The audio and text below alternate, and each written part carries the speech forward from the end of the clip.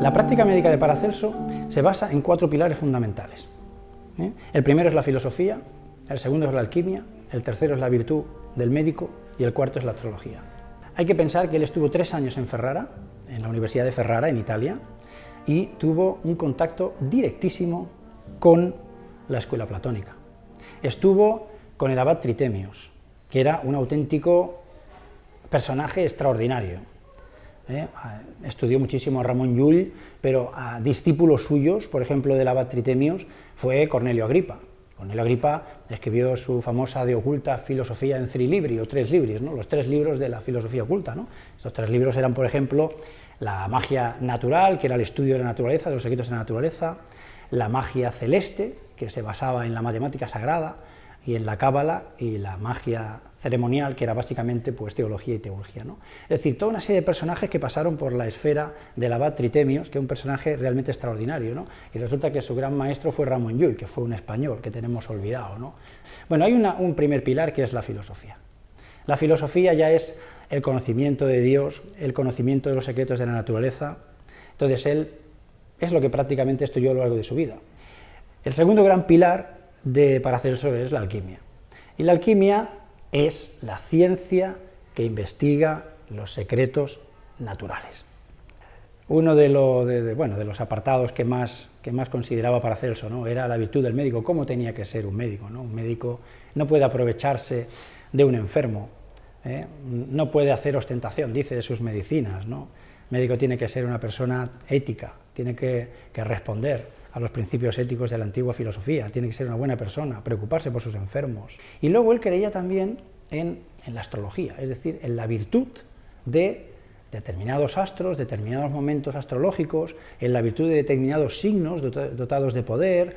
Creía en los cuadrados mágicos, por ejemplo, que eran como talismanes de poder, ¿no? Él decía que había que entender al hombre como un microcosmos dentro de ese macrocosmos que era el universo, ¿no? El universo es un organismo vivo y un modelo de ese organismo vivo es también, por supuesto, el hombre. Bueno, pues Paracelso le debemos, o la ciencia, quiera reconocerlo o no, pero le debe muchas cosas. Por ejemplo, ¿qué hace Paracelso, ¿no? Utilizando la espagiria, separar, reunir, busca los principios activos, que podríamos llamar, por tanto es el padre de los principios activos. Es el primero que dice que hay una medicina interna y una medicina externa, ¿no? O sea, una medicina para operar, ¿no? Quirúrgica, y después una medicina clínica. Es el primero que habla de la síntesis, es decir, hay que buscar, hay que investigar dentro de la materia para encontrar la pureza. Claro, es un innovador, es el padre.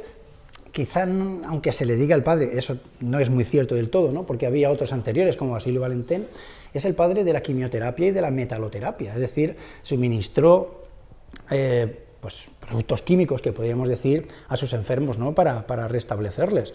Utilizó azufre, sales, también suministraba oro, pero después se quejaba de los médicos que suministraban oro sin más, o mercurio sin más. Decir, ¿pero qué hacéis, animales? Que vais a matar a los enfermos. No se trata de eso, ¿no? O sea, esos metales hay que limpiarlos, hay que purificarlos, hay que abrirlos. Por ejemplo, decía sobre el oro, que el oro, para que fuera comestible, tenía que ser potable, o sea, para que se pudiera consumir. Es decir, tenía que mezclarse una vez trabajado con espíritu de vino, y este tendría que ser destilado a través del capitel. Si el oro no subía, ese oro no podía ser suministrado a un ser humano, porque lo ibas a matar. Es decir, se trata de limpiar la materia, ¿no? La materia, imaginemos una planta, ¿no? Una planta, para encontrar su virtud medicinal, pues a lo mejor la tenemos que quemar, esas cenizas las tenemos que limpiar, tenemos que sacar sus sales, es decir, se trata siempre de sacar lo más grosero de la materia, lo más sucio, ¿no? Los antiguos alquimistas llamaban azufres infectos a esto, ¿no?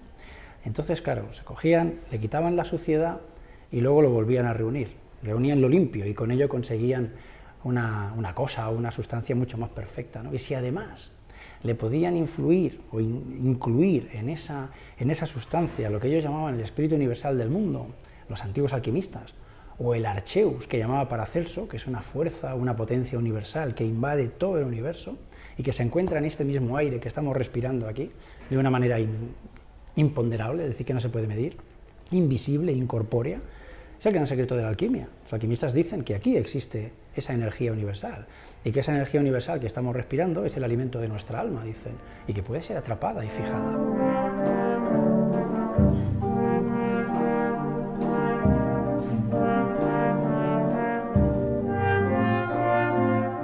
un libro fundamental, o dos libros fundamentales. Uno es la Opera Omnia, ¿no?, la gran obra de Paracelso, donde hay varios de sus textos, y luego está de la naturaleza de las cosas, de Natura Rerum, o de la naturaleza de las cosas. Claro, estos libros hay que leérselos varias veces. Nosotros hemos intentado leerlos desde un punto de vista alquímico y no académico. Y claro, cuando lo lees desde un punto de vista alquímico, entonces aparece otro lenguaje. O sea, es decir, él es un alquimista también. Claro, Paracelso habla de los 4 elementos, ¿no? Los 4 elementos que están tanto en el universo como creación del universo. La creación del universo participa de los 4 elementos, como incluso todas las cosas, ¿no? Nosotros mismos, si nos queman o una planta, observaremos cómo pues hay un humo, que es el aire, ¿no?, el elemento aire. Veremos un agua, un vapor de agua, veremos una tierra que nos va a quedar. Y claro, y sobre el fuego, por ejemplo, la ciencia interpreta que el elemento fuego es el elemento vulgar, y eso no es así.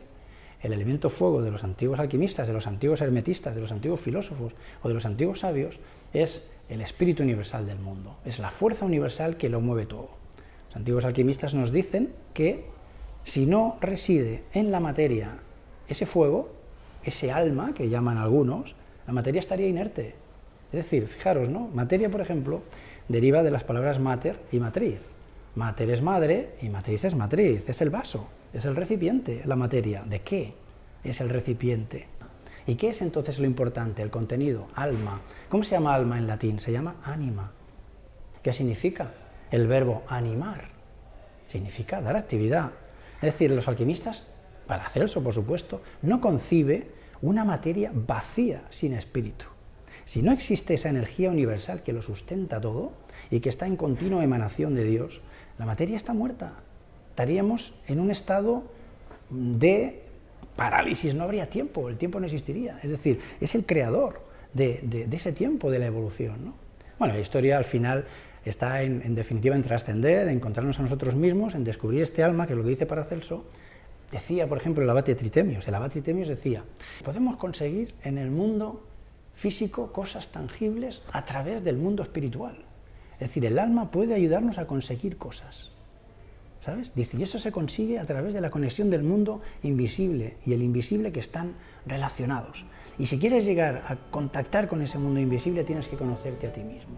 O sea, es decir, tienes que llegar hacia tu alma. Y cuando llegues a tu alma, tú podrás conseguir muchísimas cosas, como hasta dominar la materia, ¿no?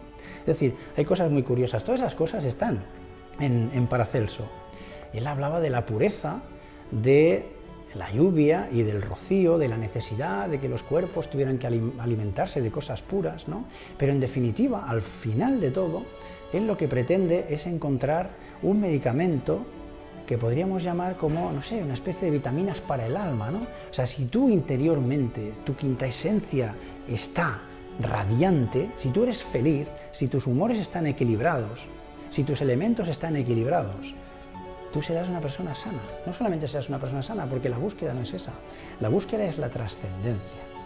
O sea, Paracelso habla bastante de la trascendencia. Habla de la existencia de un cuerpo astral, de algo que en el momento en que la materia pues muera, eso tendrá que responder. Es decir, la materia es densa, corruptible, el alma es pura, hay que trascender. Nunca caeremos enfermos, es más, dicen los antiguos que se puede dominar la materia. Por tanto, la enfermedad no deja de ser una ilusión. Antiguamente se hablaba de la caída del hombre, se hablaba pues del estado adámico, se hablaba de que Adán estaba en el paraíso, era el rey absoluto de los animales, todos le rendían pleitesía, prácticamente no necesitaba comer, ingería algo, vamos a llamarlo néctar y ambrosía de los dioses, que le daba la inmortalidad y le daba el no caer enfermo.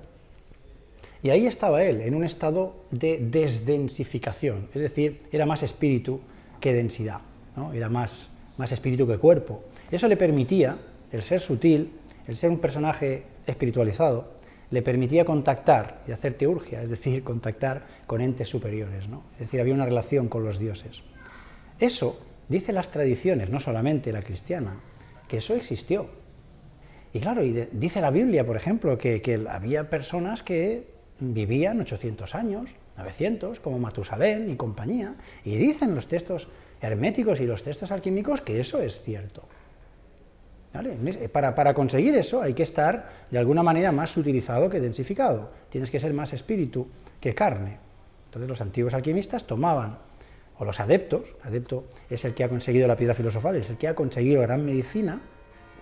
Adepto es una palabra que viene del latín adeptus, que significa el que ha conseguido. Pues decían que habían llegado a conseguir esta sustancia, ese néctar, esa ambrosía de los dioses. Toda la mitología está llena de eso, no es nada más que un juego. Y ahí está, en encontrar, en volver otra vez a la situación adámica. Ese fue el objetivo de los antiguos filósofos,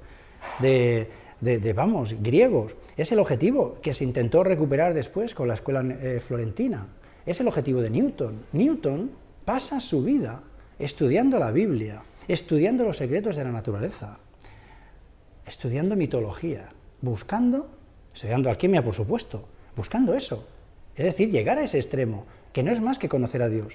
Newton, el científico por excelencia, el primer científico. Para los científicos, para los alquimistas, para nosotros es el último mago. Es el gran...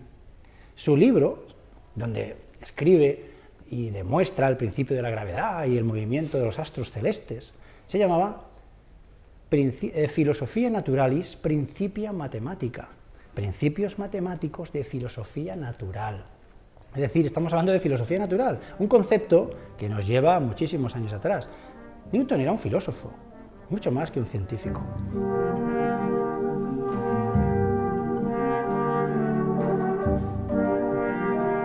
Los antiguos alquimistas te dicen que el alma puede sostener el cuerpo durante un determinado tiempo. El alma, dicen, se alimenta del espíritu universal.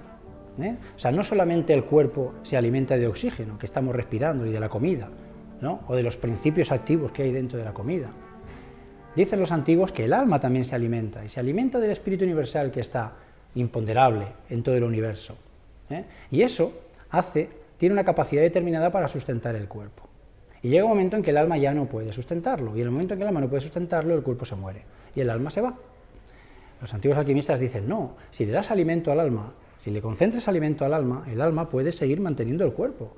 Pero no solamente eso, o sea, llegaría un momento en que el alma, claro, aquí entraríamos ya en conceptos que los antiguos definían entre lo que es, por ejemplo, decían que el alma, decía Aristóteles, el alma es la que da la forma a la materia, el alma da la forma a la materia, el alma, es decir, el alma de una planta da la forma de planta a la planta, el alma de un ser humano da la forma de ser humano, pero en definitiva todo es lo mismo, todo es exactamente lo mismo porque todo deriva de la unidad, ¿no?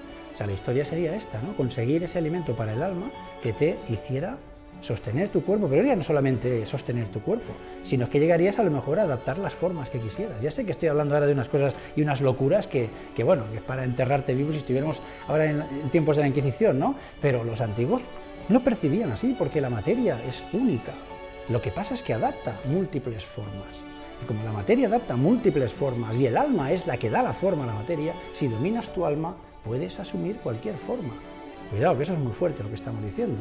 Pero bueno, vamos a los chamánicos, por ejemplo, y dice que pueden a lo mejor entrar en el cuerpo de un halcón, ¿no? Mediante un alma o percibir. O sea que la idea no está tan lejos, ¿no?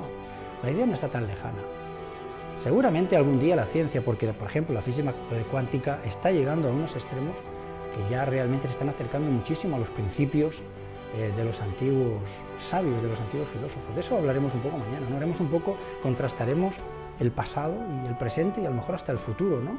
Y cómo las ideas de los alquimistas antiguos son perfectamente vigentes hoy y que incluso van más lejos todavía de lo que la física cuántica está descubriendo.